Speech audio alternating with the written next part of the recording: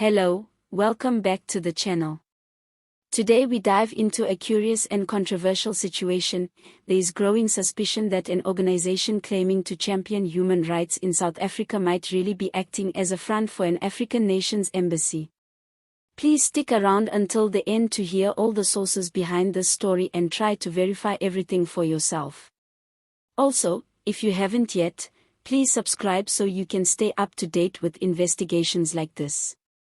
This matter started gaining traction after whistleblowers and concerned citizens noticed that the organization's statements and actions seem more in line with foreign diplomatic interests rather than local human rights advocacy.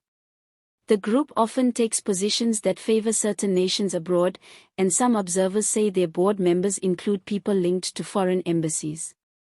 In short, the suspicion is that this entity is less of a South African human rights organization and more of a disguised diplomatic operation.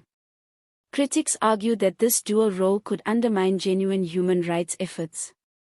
If an organization is channeling foreign agendas under the guise of domestic advocacy, vulnerable communities may be misled, and attention may shift away from pressing national issues. Some fear that this emboldened posture might allow it to act beyond legal oversight, diluting accountability. Official records show that the organization has registered under a name suggestive of human rights work. But their recent press releases and public events often emphasize foreign policy topics, bilateral agreements, and international disputes, areas that embassies typically handle. Some insiders say diplomatic immunity and influence may shield their operations from scrutiny.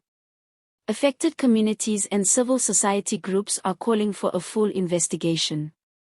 They want clarity on who is funding the organization, who truly controls it, and whether it is registered appropriately and acting within the law.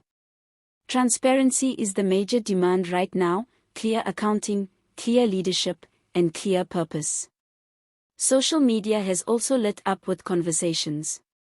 Some users joke that it sounds like this so-called human rights body has been caught wearing a diplomatic mask, like a diplomatic superhero costume.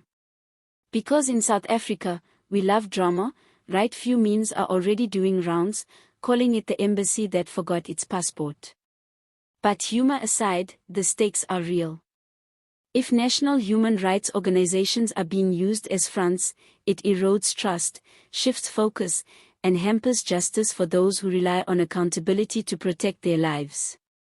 We must ask tough questions: who really speaks for the people, and who speaks for foreign powers disguised in goodwill? All images used are for illustration purposes only.